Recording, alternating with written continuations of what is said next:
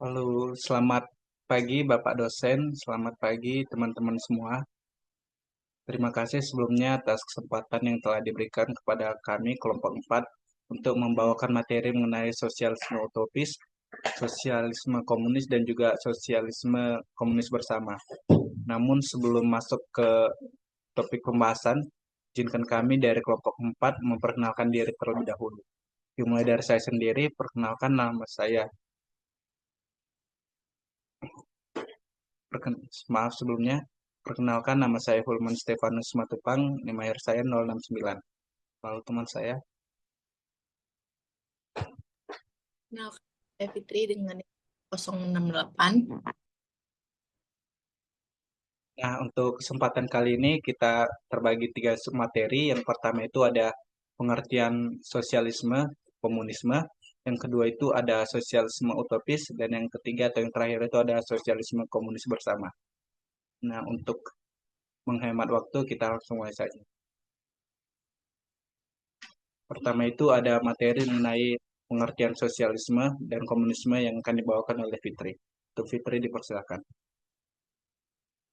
Baik, di sini saya akan membawakan materi mengenai sosialisme dan komunisme. Jadi, perekonomian sosialisme adalah suatu sistem yang didasarkan pada kepemilikan kolektif atas alat produksi dengan tujuan utama menciptakan pemerataan kesejahteraan sosial. Jadi sebelum munculnya sistem ekonomi sosialisme, dunia barat telah menggunakan sistem ekonomi kapitalis. Jadi tokoh pemikir ekonomi kapitalis seperti Robert Malthus, David Ricardo, JBC, dan J.S. Mill. Mereka dimotori oleh Adam Smith yang tergabung dalam mazhab klasik. Jadi aliran sosialisme uh, sebelum Marx yang lebih bersifat utopis sering dimasukkan ke dalam sosialis, sedangkan sosialisme yang dikembangkan Marx lebih digolongkan ke dalam komunis. Next.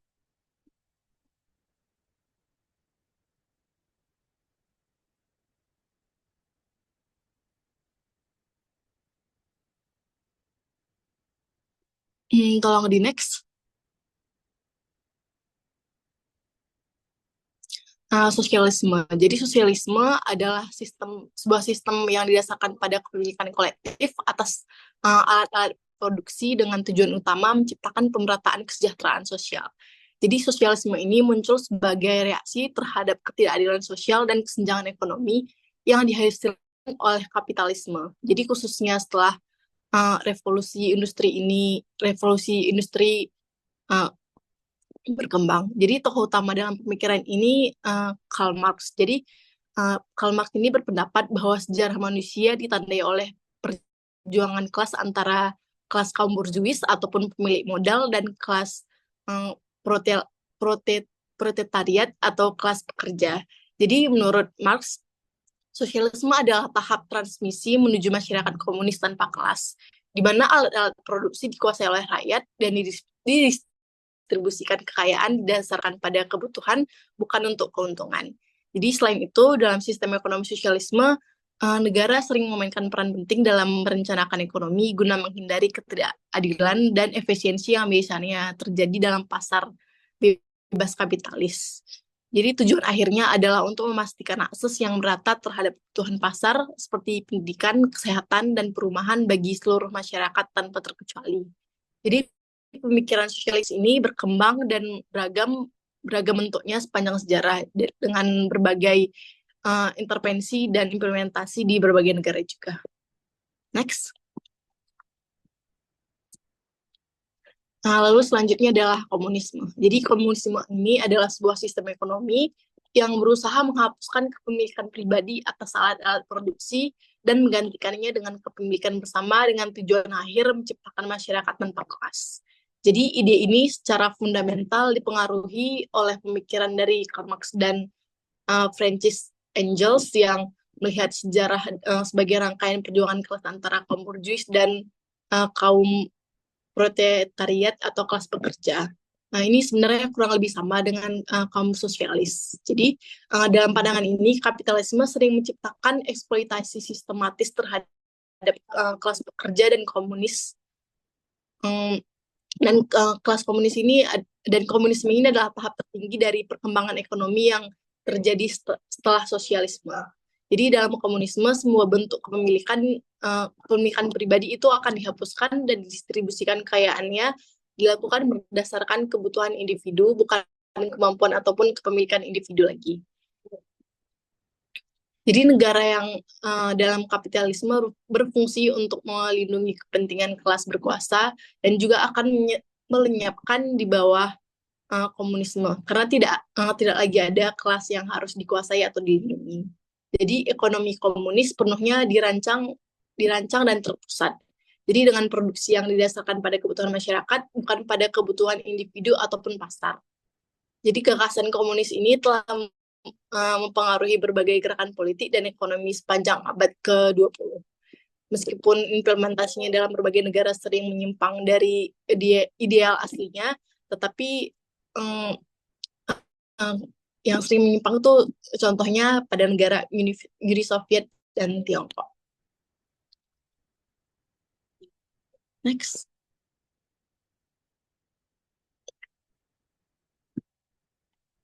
Selanjutnya adalah perbedaan dari sosialisme dan komunisme. Jadi sosialisme adalah sistem ekonomi di mana negara atau masyarakat mengontrol alat-alat produksi, tetapi bisa ada bentuk pemilikan pribadi dan pasar, tergantung pada variannya. Sosialisme ini bertujuan untuk mengurangi kesenjangan ekonomi melalui distribusi yang lebih adil dan pengelolaan kolektif, tetapi masih mengakui peran negara dalam mengatur ekonomi. Sedangkan pada komunisme ini kok tahap akhir komunisme ini adalah tahap akhir dari sosialisme. Dalam komunisme tidak ada kepemilikan pribadi. Di sosialisme tadi masih ada kepemilikan pribadi, sedangkan pada komunisme tidak ada kepemilikan pribadi sama sekali dan semua alat produksi serta sumber daya dimiliki secara kolektif oleh masyarakat dan distribusi kekayaan dilakukan berdasarkan kebutuhan bukan kontribusi ataupun kerja. Next. Untuk materi selanjutnya akan dibawakan oleh teman.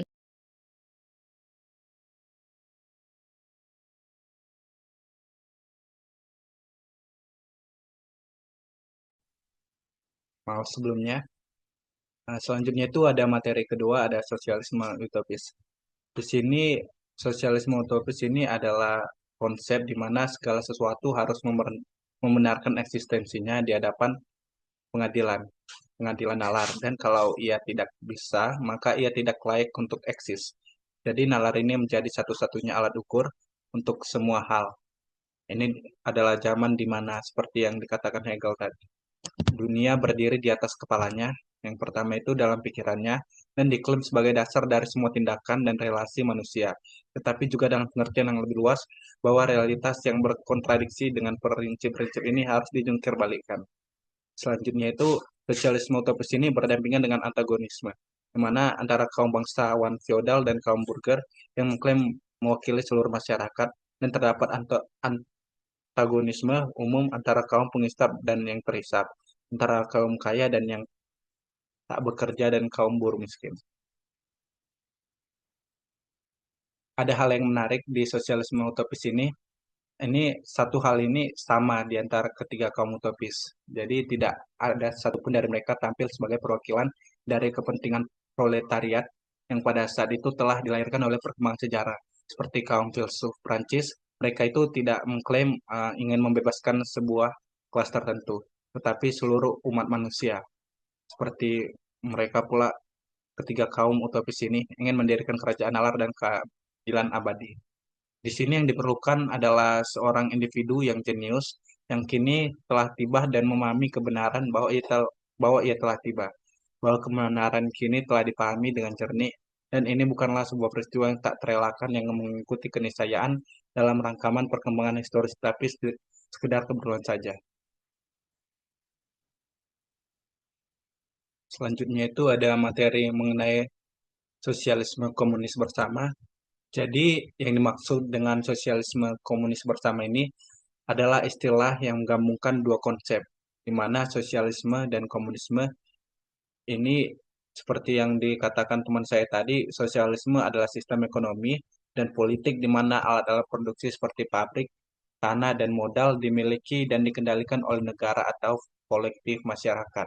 Sedangkan komunisme ini adalah tahap lanjut yang diusulkan oleh Karl Marx, di mana negara tidak lagi diperlukan dan masyarakat berfungsi tanpa kelas. Jadi sejajar gitu. Jadi lalu kepemilikan pribadi atas alat produksi atau hierarki sosial. Jadi bisa memiliki alat produksi pribadi seperti itu, teman-teman. Jadi lebih mudahnya sosialisme komunis bersama ini istilah yang mengacu pada bentuk kerjasama yang kolektif, yang lebih kolektif dan egaliter dalam konteks komunisme, di mana kepemilikan dan pengelolaan sumber daya dilakukan secara bersama-sama oleh masyarakat tanpa adanya hierarki atau pembedaan kelas antara satu sama lain. Jadi kayak sejajar gitu dia. Gitu, teman-teman. Ini ada 3 tokoh idealisme. Yang pertama itu ada Robert Owen pada tahun 71 sampai 1858. Di sini Owen memperkenalkan upah yang lebih tinggi, jam kerja yang lebih pendek, serta menyediakan fasilitas sosial seperti perumahan layak dan layanan kesehatan bagi para pekerja. Yang kedua itu ada Charles Fourier tahun 72 sampai tahun 37, 1837. Di sini memperkenalkan konsep sosialisme utopis melalui gagasannya tentang Phalanstère, di mana komunitas ideal yang diorganisir secara kolektif. Yang ketiga itu ada Louis Blanc tahun 1811 sampai 1882. Di sini Louis Blanc memperjuangkan ide sosialisme yang lebih politis dengan menekankan pentingnya campur tangan pemerintah dalam menata ekonomi untuk menciptakan kesetaraan sosial. Namun ada penghambat dari hal-hal tersebut. Ada beberapa faktor yang dapat menghambat hal tersebut. Yang pertama itu ada oposisi dari beberapa kapitalis. Di sini kapitalis yang menguasai industri besar sering bereksperimen sosial seperti ini karena seringkali menentang eksperimen sosial karena mereka takut bahwa keberhasilan komunitas-komunitas tersebut dapat memicu proses atau tuntutan lebih besar dari pekerja di tempat lain. Selanjutnya itu ada kekurangan modal. Di sini kebanyakan komunitas utopis mengalami kekurangan modal yang cukup untuk menjalankan proyek mereka dalam jangka panjang. Karena modal adalah salah satu mungkin faktor pendukung dalam melakukan sesuatu, teman-teman. Di sini mendirikan komunitas yang mandiri secara ekonomi membutuhkan sumber daya yang besar. Tapi tidak hanya untuk pembangunan infrastruktur, tapi juga untuk mendukung kehidupan sehari-hari para anggotanya. Jadi dengan model tersebut dapat terpenuhi untuk kebutuhan sehari-hari para anggotanya. Ketiga, selanjutnya itu ada tidak kuat bersaing dalam sistem kapitalis liberalis. Di sini mereka untuk bersaing dengan perusahaan-perusahaan kapitalis yang sudah mapan itu kesulitan teman-teman karena adanya persaingan pasar yang ketat, mana efisiensi, skala ekonomi, dan sistem kemampuan untuk menghasilkan keuntungan menjadi faktor utama keberhasilan. Selanjutnya itu adalah kelemahan dalam pengelolaan atau manajerialnya kurang baik. Di sini komunitas-komunitas sosialisme utopis seringkali gagal karena lemahnya manajemen internal. Meskipun banyak dari mereka didirikan dengan niat baik dan semangat bersamaan, mereka seringkali menghadapi tantangan dalam hal pengelolaan sumber daya, alokasi tugas, dan pengambilan keputusan.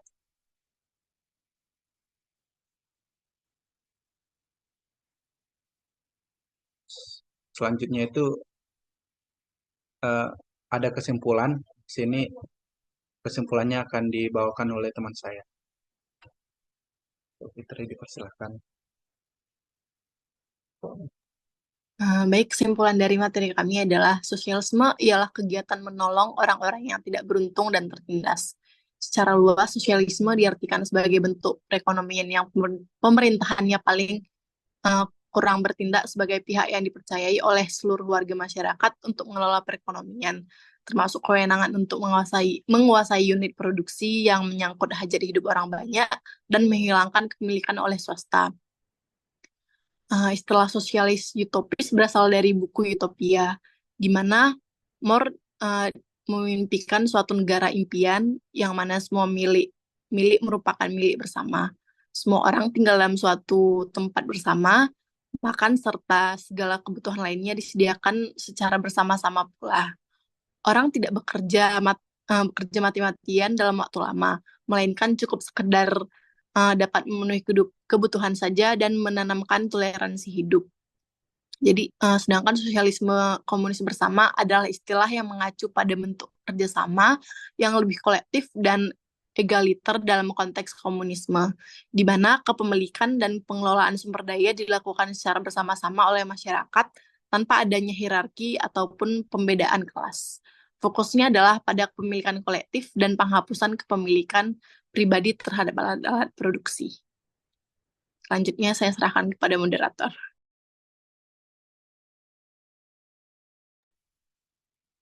Untuk selanjutnya itu ada sesi Q&A, question and answer. Ini teman-teman kalau ada yang ingin bertanya boleh nanyakan hal tersebut melalui grup WhatsApp kita. Terima kasih. Eh, Sebagai penutup, terima kasih teman-teman telah memperhatikan video kami. Semoga video kami dapat bermanfaat. Terima kasih. Sampai jumpa.